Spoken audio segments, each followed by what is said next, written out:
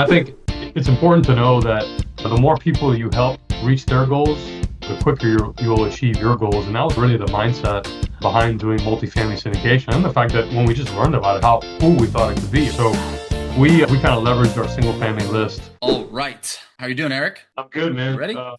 Speaking of the cold, we're iced in here in Dallas since like Saturday. Ready for this to get out of here. Yeah, I know that the freeze a couple of years ago has some people scared, so I hope you guys are staying warm. Nothing's too crazy, but Yeah, no, it's not apparently it's not as minus two. bad as they said it was going to be, so that's good. No, it's just Dallas isn't built for it, and every time it happens, everyone just stays at home. Yeah, I hope that everyone on the call is staying warm, and hopefully we can still have some fun today, even though everyone's freezing. I'm pleased to introduce Eric, and it's Bodiwala, correct? Saying that Yeah, correctly? correct. That's it. Yeah. Awesome. And Eric's the co-founder and COO of Elevate Commercial Investment Group. A lot of you guys might be familiar with Elevate. They have more than 20 years experience in real estate investment, operational leadership, and experience. Eric's been responsible for acquiring, rehabbing, wholesaling, and selling over 500 million in assets and 2,500 plus residential and commercial properties. He's got single family investment background, construction oversight, private equity fund management. Very experienced guy. And Eric leads their asset management, company strategy, execution. And he's been in this business about 20 years, but multifamily specifically about 7, 8 years, something like that. And over 26 different assets he's acquired and over 450 million in assets under management currently. And all multifamily, about 4,000 doors. Something to write home about for sure. So great to have you with us, Eric. I'm glad that you guys can come on. I think I saw George pop in as well. So good to have him on here as too. But Yep. I wanted you to briefly describe your guys' business model and just lay it out for us. Yeah, absolutely. Obviously, multifamily syndication is the name of the game, right? We target value add multifamily in all different parts of the country. We're in 7 different states now, but primarily we want somewhere where there's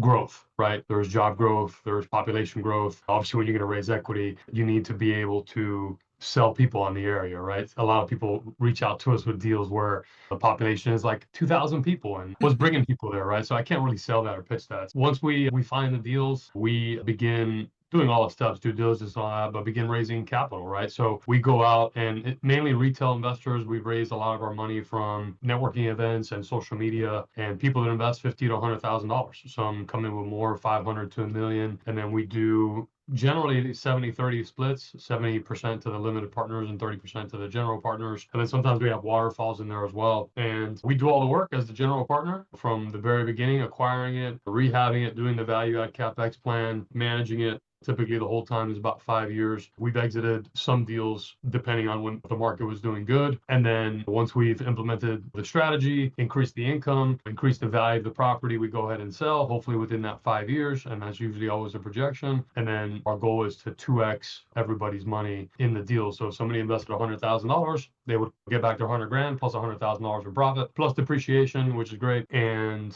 it's great because everyone gets to be involved in an apartment building that they never thought they could be a part owner of. So that's really the name of the game, is really sharing in those profits. We do all the work. The LPs sit back, watch us do what we need to do and progress, and then hopefully come out on top for all of us after the fact once it's sold, and from there, hopefully do another deal. Absolutely. Yeah, like you said, some people get caught up, I think, in the big check writers, but there's more people with 50 to 100 grand than there are with 500,000 or a million, right? Yeah, for sure. Yeah.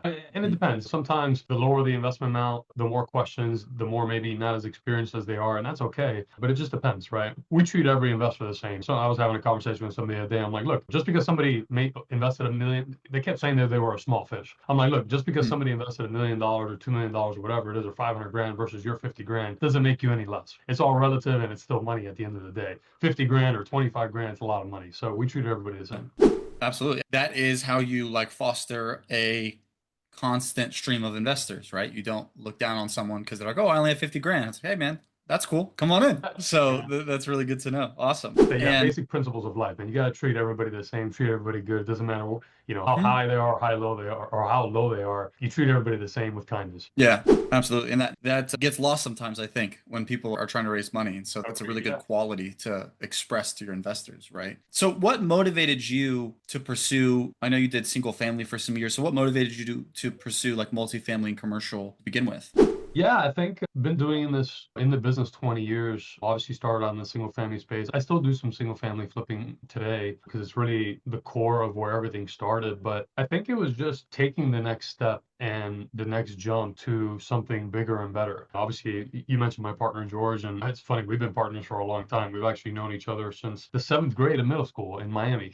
So it's been a long time. So we've been in partnership basically 20 years, but it was taking that step to the next best thing where we could not only bring success to ourselves, but then others and help others get there. And I think it's important to know that the more people you help reach their goals, the quicker you'll achieve your goals. And that was really the mindset behind doing multifamily syndication, and the fact that when we just learned about it, how cool we thought it could be. So we kind of leveraged our single family list in the beginning to try to raise capital, and we can get down that because that's part of the interview questions. But it was really taking us to the next step. And honestly, once we started getting into the business, yeah, it did catapult us to level up in our business, right? Depreciation is fantastic. I haven't paid taxes in several years. Our income increased because of that. And not only did our income increase, but we were able to help other people do the same. I think one of our best victories was a property we bought in Augusta, Georgia. It was granted when the market was getting hot, but we had projected a 5-year turnaround time, and we were able to exit that project in 18 months and give everybody a 2x return in 18 months. When you hit a grand slam like that, right, you really just feel good about it, and your investors want to reinvest with you, and it's a good feeling, right? Today, in today's market, you're not seeing as much of that because the market is tough and the interest rates are still high, and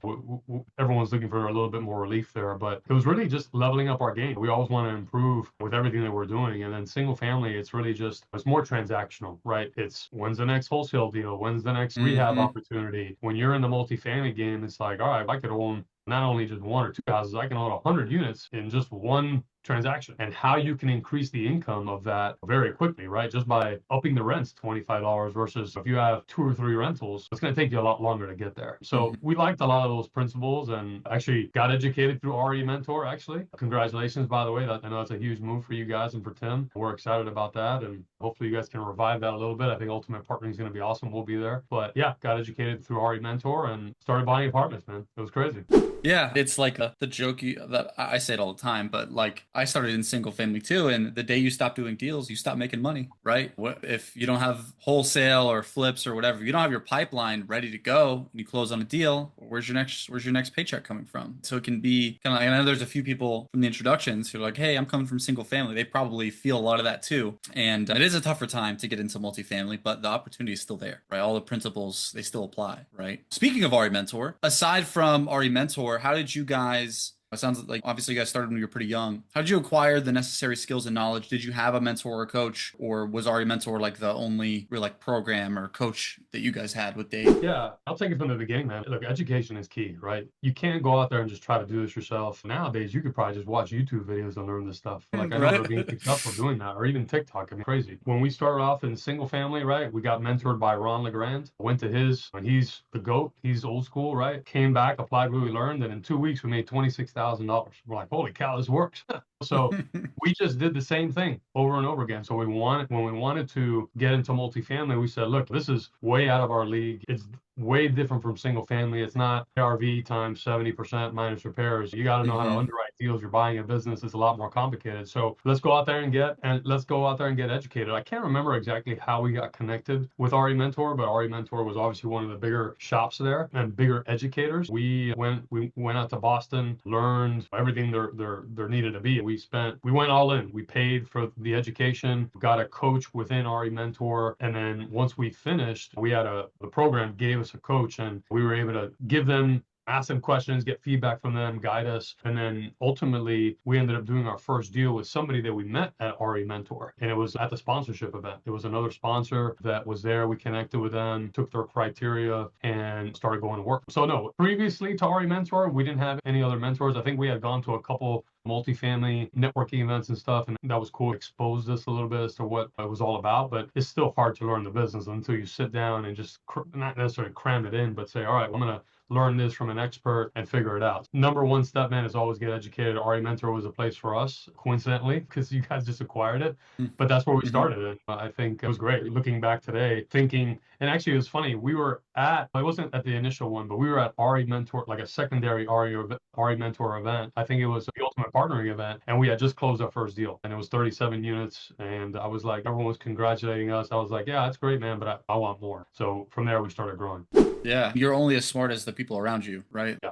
Tim says it all the time, especially about capital raising, but even just doing deals. Like, yeah, these days you have YouTube and stuff, but at the same time, you can't ask those guys on YouTube questions. So you Yeah, need yeah. a support system. It's very tough to do on your own. And there's people that have done it, usually the outliers, right? And so having that support system, it can go a long way. Just asking one question that might make or break a deal, right? Oh, I didn't know I should do that instead. So I'm glad you touched on that for sure. For your Yeah, first capital raise you guys did, oh, go ahead. Were you gonna say something? yeah, having Yeah. that sponsor or that coach that we had was everything, right? Like when we got that first deal under contract, we called the coach and they walked the deal with us. We did our initial like walkthrough with them, which helped big time because we didn't know what we were doing. We didn't know what we were looking at and what to look for. And sure, we had experience in the single family space and we had a construction company and stuff like that, but it was still a different ballgame. I don't know. I just recently had my second child, and this second time around, it's been so much easier, right, than the first time. The first time, you don't know what the hell you're doing. I couldn't even handle a baby. Experience trumps everything, and there's nothing like having that support system where you can just go out there and feel confident about making your decisions because you have somebody there backing you or watching you that you don't make mistakes. Yeah, I think it's similar to the story. I believe I remember you told the story at the capital raising summit. Maybe it was you or George on stage when you guys were speaking on stage about syndication, getting the PSA and everything. It's all like hard work, and raising the money is really hard work, but you don't really know how hard it's like having a kid, right? Your deal is like your child. You don't really know until you Yeah, close on it how hard it's yeah. going to be. Brings And responsibility. Yeah, 100%. yeah, I remember you guys telling that story because I've used it a couple times when I talk to people. I'm like, hey, sometimes you don't really know. Yeah, awesome. Okay. And so obviously you guys got to raise money for these deals. So your first capital raise you guys did, let's say maybe not the single family stuff, but more once you got into syndication, your first couple of capital raises, what kind of challenges did you guys face and how did you overcome them? Since obviously raising money then is a lot different than it is now.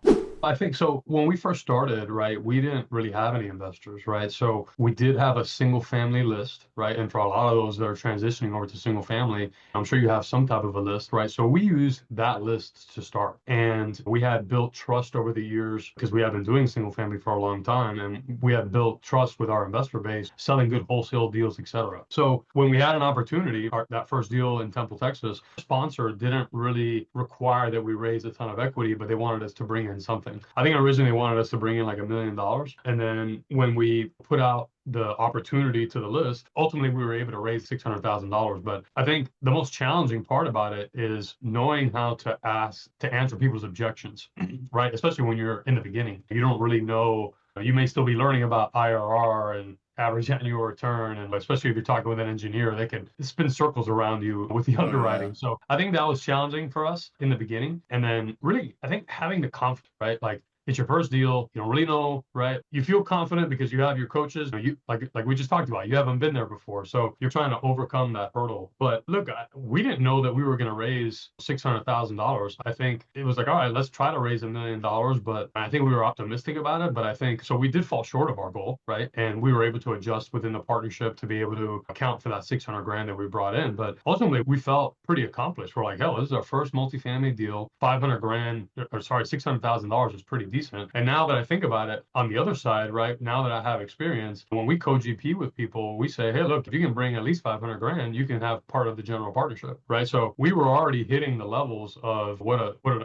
experienced operator looks for in a co-general partner. So we thought that was pretty good. So I think that was really, and that's the sole thing that we did, right? We just marketed to our list. And I'm thinking of some more challenges like our presentations, right? Like our PowerPoint presentations, they weren't very great. Now they're a lot better, Yeah. because you're doing it for the first time, right? And like our sponsor wasn't going to present to our list. It was our responsibility to present to our list. We had to present as best as we could. And if our investors had additional questions, then we would loop in our sponsor and say, hey, can you answer these questions? Because we don't know. And that's okay, right? You can tell your investors like, hey, look, this is our first multifamily deal. We're partnering with X amount of experience. I don't know the answer to that question. Tim can get you that answer, whoever the sponsor is, right? So that's what we did. So it was a combination of just being new to it and then not being familiar. And now our PowerPoints and our presentations are way better than they were back then. And just having the knowledge and confidence to be able to answer the questions that some investors would ask, just in general. Yeah, I'm sure the pitch deck has come quite a long way. I'm pretty confident of that. There, you look at a pitch deck, even from a big company 10 years ago, it's crazy how much different they look because they're all fancy now with AI and everything. But you hit on a couple of really important things. First off, you fell short. And it's something that everyone, like I tell people, I'm like, hey, you're going to go try to raise capital. You're going to fail. at least once. It's part of the learning experience. If you have to go raise $1 million, you still raise $600,000. That's not for nothing. But now you learn from it, and then the next time, like even the experienced capital raisers on this call, they've all had a raise that they fell short of. It's just kind of part of it. And also that's why the friends and family, like your initial list, it does expire. So we got to go beyond, which goes into my next question. Like, how are some ways you guys, both in your internal list and bringing in new investors, like establish credibility, especially being new? Like, what are some ways that you guys tried to maybe leveraging your sponsor or trying to build that credibility, even though you didn't really have the track record yet? I think for us, it was a little bit easier because a lot of people we had credibility in the single family space, right? And that was helpful, right? So I think we always sold ourselves as number one, workhorses, right? We're going to outwork everyone. Everybody knew that about just our mindset and the way we operated and with stuff. And this is just the people that knew us, right? And they knew that we had a construction background. We had done fire damage houses. We had done brand new builds. We had added second stories, right? So I think when you're looking from a multifamily perspective, that's what we would sell to our investors. Hey, we're partnering with somebody who's an experienced operator who knows how to operate these properties. They're signing on the loan. We couldn't even sign on the loan. We did piggyback on it and sign on the loan with them, but they had to sign on the loan. So we would tell them, like, look, we're learning this business along the way, but we feel confident in our operator. We've done the due diligence that we feel necessary to do this, and we think this is a very good opportunity. And this is going to be our role, right? We're going to be boots on the ground, due diligence. We're going to be handling construction, and that's what we did. We handled the construction for our partner, who was really the main operator, and then sat back and watched everything that they were doing on the operations side until we got enough experience to be able to eventually do it on our own. But that's how we sold ourselves. And I think for us at work, people knew that we were doing these things already, and we had good deals and stuff on the single family side. So what I would say is leverage whatever your strengths are, right? If you're good at sales, right? Or if you're good with partnerships or relationships, right? Leverage that. And I think ultimately people are looking to trust you, right? They had no idea who the other operator was. They were looking at us to trust us. And although we were new in the space, they were looking for us to give them the vote of confidence that, like, hey, we feel like this is a good deal. We're getting involved with a good group of people, and it's only going to continue to grow here. And ultimately that's what won them over. And honestly, we didn't have a ton of investors that came in from that list. Can't remember how many it was, but probably 10 or less. Some came in with a larger amount. I think we had a couple guys come in with like 250, or like one guy came in with 250 grand, and we pieced the rest together. But that's really what we leveraged. It helped us ultimately raise the money and get there. And then as we continue to grow, people built more and more confidence with us in the space. Yeah, it's important to like realize you don't know everything, right? So it's important to say, I don't know the answer, but let me get it with my sponsor, operator, and I'll give you the answer. But being genuine, right? Hey, I'm not pretending to be this guru expert. There's some things I just don't know because I haven't done them yet, right? Yeah, there's nothing wrong with that. It's worse if you act like you do and you give them the wrong answer and they find out you're lying. Why do that? Yeah, then you're burning a bridge anyway. Yeah, and so when it comes to finding and attracting new investors, what are maybe the top, whether it was then or now? Obviously now you guys have like a marketing, like you have a brand that you can push out there. So what are like some of the top methods you guys use for finding and attracting passive investors? I guess I'm going to talk about maybe the free ways, right? And then we can talk about some of the paid ways, right? Because you could go out there and spend a ton of money online, right? But for us, we were relentless, right? And I think that's what this business takes. We went to every single networking, multifamily. If there was multifamily investors there, we were there, right? Sometimes we went together, sometimes we divided and conquered. It didn't matter where it was in the country, we were there, right? And I think we were able to establish relationships there and meet different people. And every time we grabbed a business card or whatever,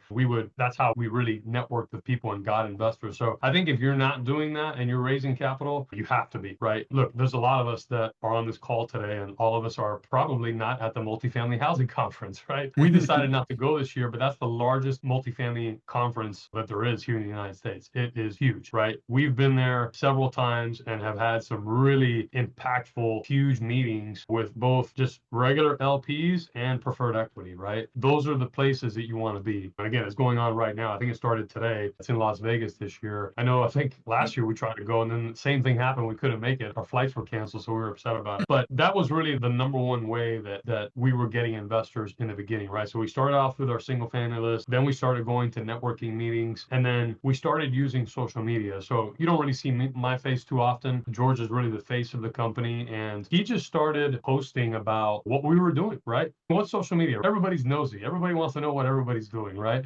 So he would post his family, his workouts, the deals that we're doing, if we're doing due diligence, and people want to be a part of that, right? So obviously we were doing good business. Transaction transacting on deals. But so that's another way that we started to attract investors. So I think, again, free, right? Because you can go out there and spend a ton of money on marketing, and we've done that. But content, right? Being consistent with your marketing and letting people knowing what you're doing on a day-to-day basis. If you, every single person that's on social media says it, right? If you're consistent every day and you put out content every single day, eventually people are going to start watching you. And obviously it's got to be worthwhile, right? Yeah. And just long story short, we ended up partnering guys with Tarek El Moussa, right? He's a big time home flipper that found us on social media. And then he brought in a few $1,000,000 to a couple of our deals, right? And he didn't want to, he just wanted to raise capital. You know, he didn't want to be an operator because he's already doing his own operations and flipping houses on TV. So he wanted to partner with an experienced operator, and we did a couple deals with him, and he's great. We love working with him. So people are attracted to that, and that's something that we consistently do today, right? Like we haven't been able to raise. There's some operators out there that can raise $20 or $30 million on a couple of posts. We haven't gotten there yet. I think ultimately that would be nice. That would be a great way to do it, but not yet. So content, LinkedIn is a huge way. We would message people just looking to connect with them, letting them know, not necessarily raising a deal, but just looking to connect with them, right? We would go to LinkedIn and search anything that had to do with multifamily and just reach out to them and then set up one-on-one meetings and just connect and figure out how we can work together. So it was a constant grind, meetings after meetings, a lot of conversations, trying to find the right partners and trying to find how we can raise equity and do deals together, right? Because it's always the both, right? You're trying to get those two to marry, right? Who can find deals and who can find the money. So we've been doing that ever since the beginning. And then, moving on to some paid ways, I think hiring some type of marketing company to run ads, right? Where you're filming content and they're doing pay-per-click ads and you're targeting accredited investors. You can do that through Facebook. You can do it through Instagram. And you don't have to have a huge budget. Sometimes these management fees can be anywhere from $2,000 to $5,000, and you can start off with a little bit, right? You can start off with $1,000 a month or even $500. You may not get as much activity, but at least you're doing something. And look, sometimes all it takes is one investor. If you get one investor, maybe they start referring you to their friends, their family, and say, hey, we invested with Eric and we really liked his communication and the way Elevate does things, et cetera. And then they start bringing you more people, right? So asking for referrals is another huge part of the business. So anyway, I guess those are 3 ways there, 2 free ways and 1 paid way. And then look, doing webinars like this, right? Getting your name out there and getting your exposure. I'm not here pitching anything. I'm just talking about what I'm doing, and you're interviewing me and giving you my information and telling you what I know, right? And hopefully we can deliver value to one another and to everybody else on the call. And I think that's super important. So we were always focused on delivering value however we could, whether it be to LPs or on deals, and people would just start coming to us. And then obviously closing big deals helps too. It doesn't hurt. We closed like our 3rd deal. We closed a big portfolio. It was in Houston. It was 1,300 units. And then, man, everybody started reaching out to us out of the woodworks, brokers, investors. It was crazy. Everybody wanted to do business with us after we closed that deal. So that also helped. Yeah, absolutely. You said it, man. Like it's 2026. I grew up in the social media age, so I know it very well. But content is king. Like you people have short attention spans now. If you want them to sit through a presentation, you gotta give them a little carrot first, right? You gotta give them a little something up front instead of just saying, "Hey, come look at my deal about my webinar." And they're like, "Oh, I've seen 10 of these posts today." You got to give me something first, right? You have to educate me, give me value, and it has to be free, right? It has to be free. So social media is obviously one of Tim's biggest, that he pushes people like, hey man, work on your LinkedIn, work on your Facebook, because it will return value. And even paid ads, right? Even if you're only doing a little bit, it can, that one investor, and then referrals. All really good methods that I highly recommend if you guys aren't doing on this call or anyone who's watching this. Get on social media, even if you don't want to, because where are investors? They're on Facebook, right? They're on LinkedIn. That's just where they are. And obviously in person is always better. So all really good points that you guys hit. So once we get this deal and we're trying to raise money for it, what are some ways that you guys actually promote your deal? Do you focus on doing like property tours or webinars? Okay, I have a deal, I have my list. How am I going to get these people from they know who I am to writing a check? Yeah, good question. There's a lot that goes into that. I think obviously we keep everybody on our email list. We put together drip campaigns, right? Initially teasing the deal, several tease posts, and then actually trying to create a sense of urgency, and then releasing the deal at that point. And then for us, typically we hold maybe 3 to 5 webinars depending on the raise, and go through the pitch deck and obviously hit the list with that and bring in attendees from all of our marketing channels onto those webinars. Property tours has been tough, like in the beginning, right? Because you don't necessarily own the property. You don't want to be showing up with 30 investors to a property you don't own. them. So we haven't really done that. We've done investor tours after the fact. Once we close on an asset and we own it, right? Then we invite all of our investors, and that's a good way to get new investors too, right? Actually, we'll talk about that. Invite your current investors, tell them to bring somebody and show them what you're doing, right? And show them the value add that you've done. Hey, here's the new monument sign. Hey, we painted the building, we fixed the pool, etc. And people like to see, feel, and touch what their money is doing and what, and how it is you're going about that. So that's another huge way that we've raised capital. But leading up to the webinars, we also do a lot of co-GP meetings, right? So we had a co-GP meeting. We're raising for a deal now. It's in Dallas here. We had a co-GP meeting with all of our co-GPs, letting them know where we are in the particular deal as far as financing and the equity raise, giving them timelines, finding out where they're at in the raises, how we can help them raise money if there's any investors that want to get on the phone or have questions, etc. I think the webinars, the co-GP meetings, and as many one-to-one conversations as you need to have. We follow up with phone calls to our list and just let them know, hey, like for example, I was doing that yesterday. Hey, thanks for joining the webinar. I'm reaching out to you personally. What other questions do you have, and how can we look to partner together on this deal? What objections do you have, etc. And try to go through that. It's a constant grind, right? You have to have a lot of conversations with people to be able to get everybody across the finish line, especially if you're raising them in $50,000, $100,000 increments and you got to raise $10 million, right? So as you can imagine, it's a lot of conversations, but it's really a combination of all of that. I think the webinars is great. It's like kind of the shotgun approach, but then you need to have the one-on-one sessions with the investors. Number one, so they can see that you're willing to give them your time, and not only during the acquisition phase, but after. We make ourselves available to our investors 24 hours, 7 days a week. Doesn't matter if it's Christmas. You can call us. And some people have, because that's when they're free, and we're okay with that. But having those one-on-one conversations as well, maybe even having an underwriting webinar, right, where you go through the underwriting for those engineer brains that really want to dig through the underwriting, right? And you don't necessarily have to be an engineer brain, but some people just want to do it. So those are some of the things that we do to make sure that our equity raise is lined up and we're staying in front of people. And I just said it, you got to make sure you stay in front of people all the time, because they can easily get distracted with life in general, and you need to make sure you're following up. I've had some people say, hey, I'm going to sign the docs and send the wire today, and they don't do it. And then I text them or call them the next day. Oh man, thanks for the reminder. I got caught up. And then they end up doing it. Well, then they even don't do it that day, and you got to hit them again. I think having the proper follow-up is important, whether it be like a text campaign or just personally calling or whatever, just to make sure you get your people in. But it's definitely a grind to get the equity in and coordinating everything, right? Your LPs, your capital raisers, the financing, all the stuff that kind of entails of doing a deal. But I think if you do all those steps, you're setting yourself up for success. Yeah, I feel like I can resonate with the single family background. It gives us the follow-up gene, right? You got to call the seller, call the seller, right? Yeah. So now when you can really just apply that to investors, right? Because you do have to, people are distracted more than ever, right? Yeah. So if you think, hey, I talked to him on Monday, he said he's going to send docs on Friday, forget about it. Call him on Tuesday, right? Yeah. Call him Monday night, because that's like the kind of attention to detail you need, because there's other people who are trying to raise money from them too. You're probably not the only operator they know. That's the kind of mindset you have to have. Speaking of engineers and do you guys have a specific avatar or type of investor profile you guys target?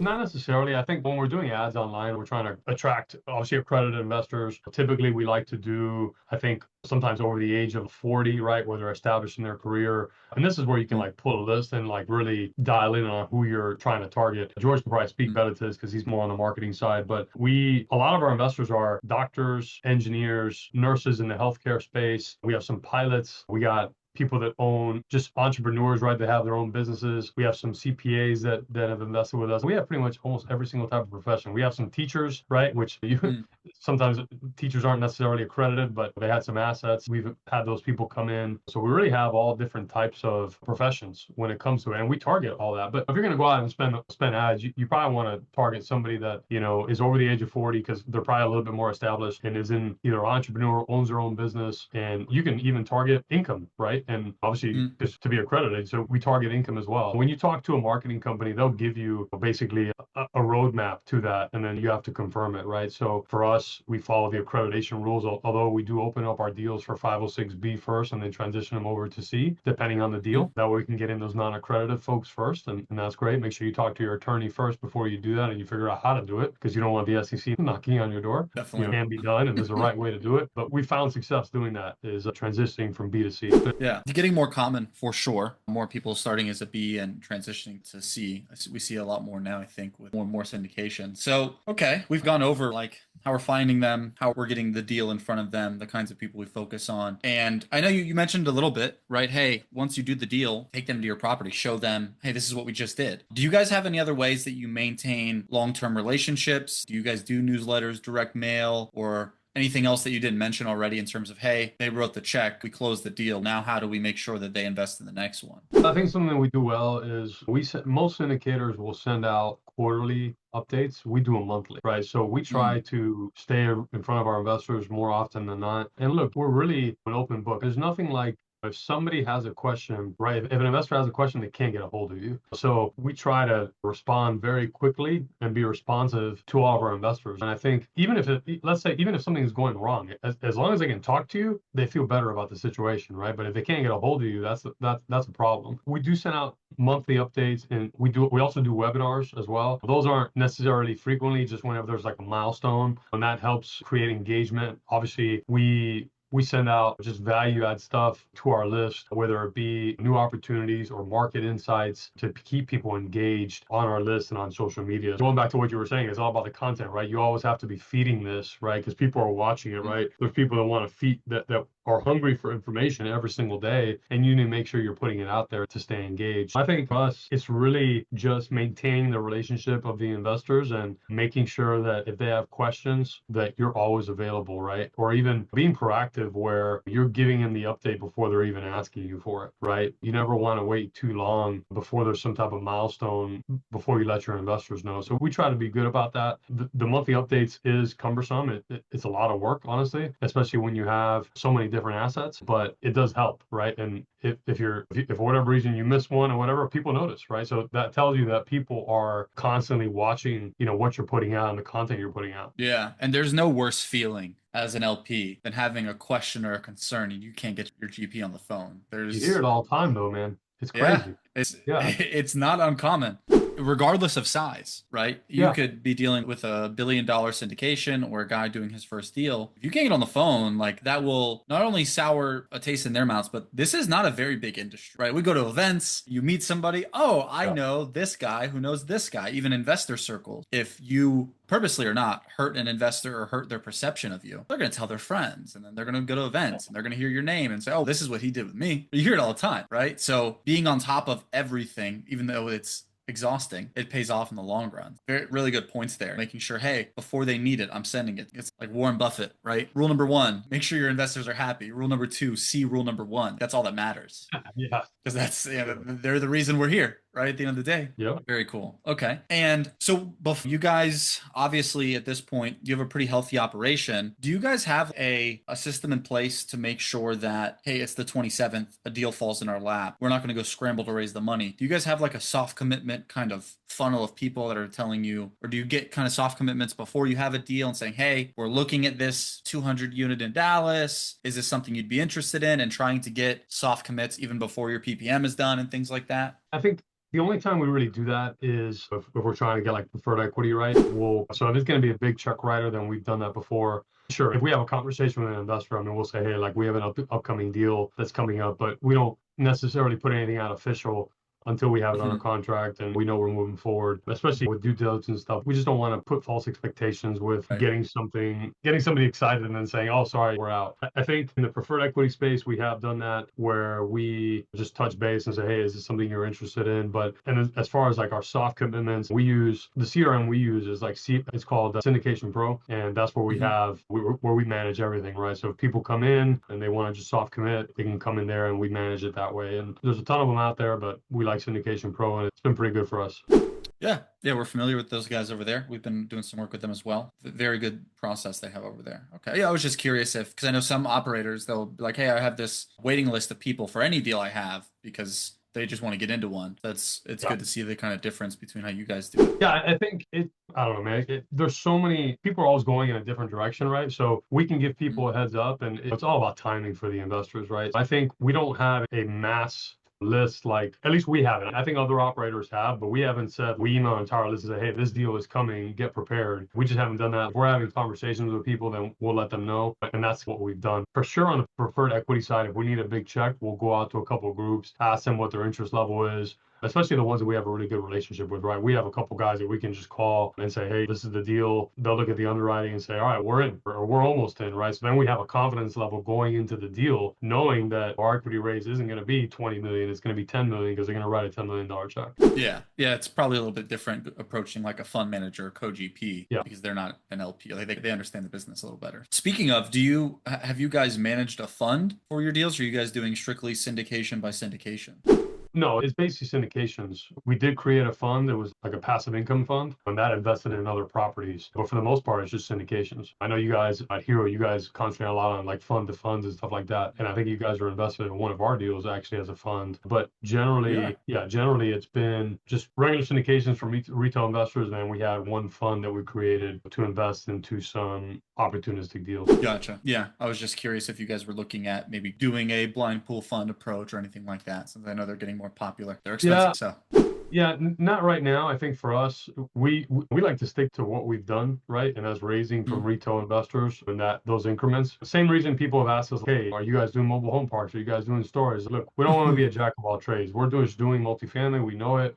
Like we understand storage, but I've never done a storage deal, right? So I don't necessarily want to go out there and try to like execute and raise money for something that I haven't done before. I feel like I'm going to be reinventing the wheel, right? I'd have to get another mentor. I don't know if our mentor teaches about self storage, but so we've really focused on trying to stick to what we know and what we've done and what we've been successful with, and just continue to grow on that. Yeah, absolutely. Makes a ton of sense. Yeah, stick to. You said it earlier. Like even when you're raising money, play your strengths, right? Yeah. So you can be great at one thing or just okay at a handful of things. And I think I know I pick the former every single time. Yeah. Right now, the last 12, 18, 24 months, a lot of people have had a lot of different takes on what's going on, specifically in multifamily. Ironically, you see a lot of people flocking to storage and mobile home parks. And I know we have our own takes, which are more bullish going into 2026. But what are some of your predictions for this year and going forward? How are you guys preparing to make sure you're thriving with the interest rates and people being more hesitant about multifamily this year?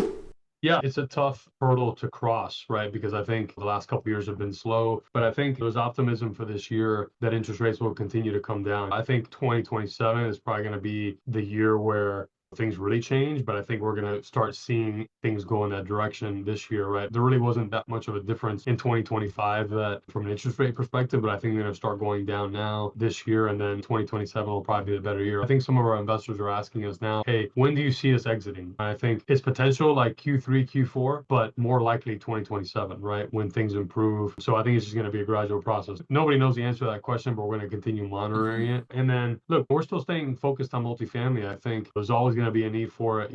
Granted, it is down now because of interest rates. Getting leverage and things like that is difficult when getting new loans or refinancing, and a lot more deals require more capital, especially if you don't have fixed rate debt. But the deals that we're looking at now, that's what we're concentrating on, right? Is more A and B class type properties where they don't need a heavy value add or there's not a heavy lift. We're focused on trying to do deals with less headaches, right? And that have fixed rate debt, right? And we're being more picky about what we're doing. We're also bringing our equity, like we're looking at deals that have probably a $10 million or less equity raise, or even less than that, probably $7 million or less, just because we know the challenges that are out in the market. And I think investors are just sitting back and watching right now and saying, all right, let's just see how things improve. So you don't want to go out there and try to knock out a $25 million equity raise. You might get all gray hair trying to knock down that equity raise. But if you try to stay conservative, look at deal fundamentals, high going in cap rate, we always look at cash on cash, and location, obviously. We look at that and we try to be conservative with our rent performance, then I think we can have success. But for the most part, don't expect to do 4 deals this quarter or 5 deals this quarter. I think there may be some larger shops that may be able to do that, but I think our goal this year is at least 1 deal a quarter. A couple of years ago, we were doing 2 and 3 deals a quarter, but we realized that it's going to be slower. But I think there's a lot of optimism, right? People were saying survive through 2025, thrive in 2026. Yeah. We'll see how that goes. Hopefully we can start thriving, but I think interest rates need to start coming down some. They are, right? Not by much, quarter of a basis point here and there, but I think there's a lot of optimism. I heard a lot more people going to the National Multifamily Housing Conference this year, which is good. People are excited about it and just excited for the future and the opportunities that there are. I think everybody knows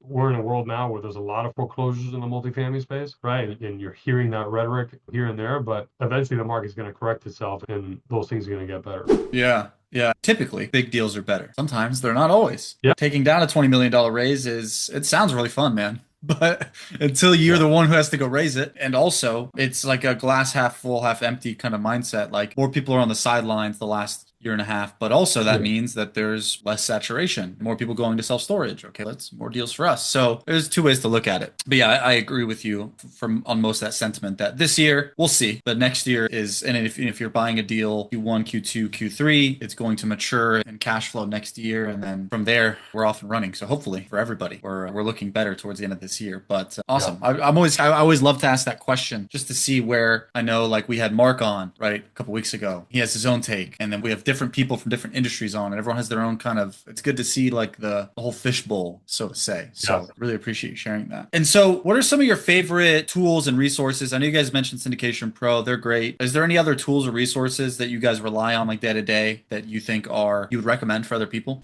Yeah, we use another CRM, and this is really for leads, right? It's called Engager, and that Mm, really helps when your leads come in, right? It follows up with, do you need a text message? Do you need an email? Do you need a call? It really helps you keep you organized. So really, Syndication Pro is to keep track of your investors once you already got them there. But when you're working leads, mhm. and we think that's really good. There's also, I think LinkedIn is good. You got different bots and stuff that can reach out to a bunch of different people at one time if you want to message people in the masses, right? Although LinkedIn, I feel like it's getting a little oversaturated now. You're getting messages from everybody. But look, It's people are lot of AI, yeah, lot of the AI. AI is the problem. People are going to be like, I don't want to talk to bots anymore, right? But we're still finding success on LinkedIn, and you can connect with a lot of people on there still. I'm trying to think of some other tools that we use. Yeah, the other ones are probably more specific to like a marketing company, but Engage is a real good one. It just helps you keep track of your leads, keep you organized instead of having everything on a spreadsheet. I actually have Mhm. it open. It's a window that's open right behind this window. There's a bunch of follow-ups that I have to do there with leads because we're raising for a deal now that's in Dallas. It's 67 units. It's in the Oakland uptown area. So we're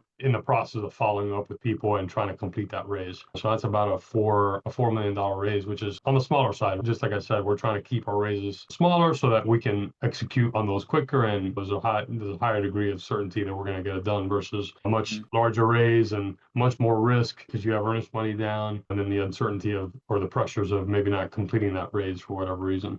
Absolutely. Yeah, one I can throw out, speaking of LinkedIn, is LinkedIn Sales Navigator. I always tell everyone, use it. It's fantastic. You can find any subset of investors you can think of using that. I think it's like $100 a month, not that expensive. So I highly recommend that one. Good to know. Awesome. What advice would you give someone who aspires to raise $100 million but doubts their ability to achieve it? What kind of advice would you give? Doubts their ability to achieve it. I guess the first piece of advice would be get rid of those doubts. I think in anything, I've been watching this guy, what's his name, Ryan Serhant. Man, I love his mindset, right? I'm like a killer. I have a killer mentality where it's I'm just going to be relentless no matter what. So I think the key thing is consistency. If you wake up every single day with that goal in mind and you follow that goal that you're going to raise money for a particular deal like a maniac, I'm going to raise this money no matter what, and you're doing the proper things to get there, eventually you're going to get there, right? You need to be putting yourself in front of new people every single day, going to networking events, going to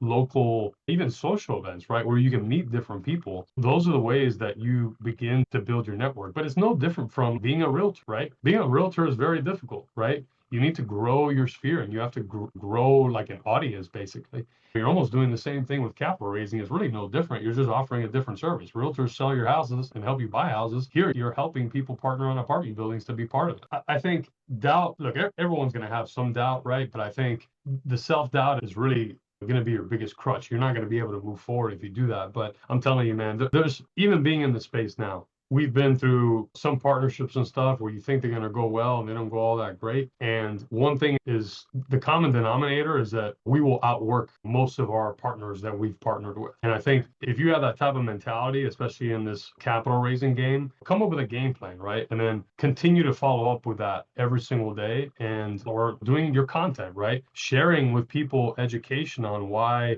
apartments can benefit them. People eventually are going to come to you. So I think it's just really eliminating the self-doubt, being consistent and being confident in what you're doing. And more times than none, it's going to happen. And it doesn't matter if you're in capital raising, if you're playing, if you're a professional athlete, that's what these people do. They're relentless at their pursuit of whatever it is that they're doing, and that's why they're successful. And they're willing to do what other people aren't. While other people are sitting down and sometimes having dinner with their family, we're making phone calls. But that's just part of it. You don't have to do that forever, right? You maybe have to do that while you're getting off the ground, probably, because then it gets a little bit easier sometimes. But those are some of the types of sacrifices that I know we've done. George and I are constantly on phone calls from 8 a.m. till sometimes 10, 11 p.m. at night, especially in the beginning. But if you're not willing to do that, then, it's probably going to be tough, because especially capital raising, right? Like sometimes people are working during the day and they can only have conversations at night. Are you willing to sacrifice your time to be able to do that?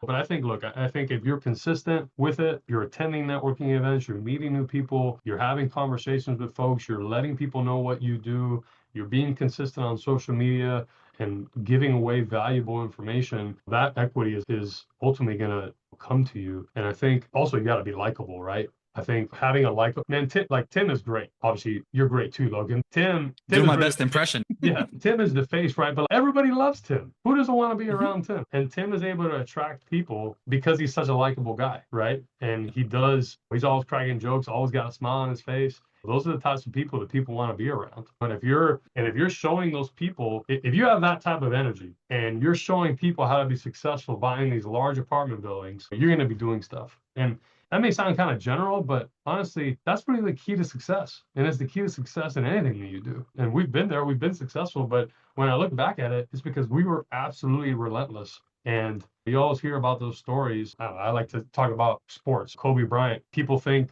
oh, I'm going to beat him to the gym. And they get there at 6 a.m. and he showed up at 4 a.m. and he's already finishing his workout, right? You need to be doing that. That way you can just be ahead of the game. Because I have these conversations with my wife. I say, look, I tell her, babe, if I didn't have the work ethic that I did and put in the amount of time that I did, I would be way behind. I would be like 10 years behind where I actually am, because I put in all the hours and all the time and all the practice and all the effort. And I'm willing to do what other people aren't. But that's why we're in the position that we are. So I think really that's at least my key to success. And if you feel like it's going to be difficult, sure, it's not going to be easy, right? It's going to be tough and you may have some doubt, but keep your head up and just keep grinding and go out there. It'll happen if you do it enough times. And at the end of the day, it's probably a numbers game, right? 10 people may tell you, or 9 people may tell you no, but that 10th person may tell you yes, or maybe even higher numbers, right? 1 in 50 or 1 in 100. But when you get that one, man, you got that fire and it's like, all right, let's do it again. And that one person could bring you 500 grand. You never know what that person is going to bring.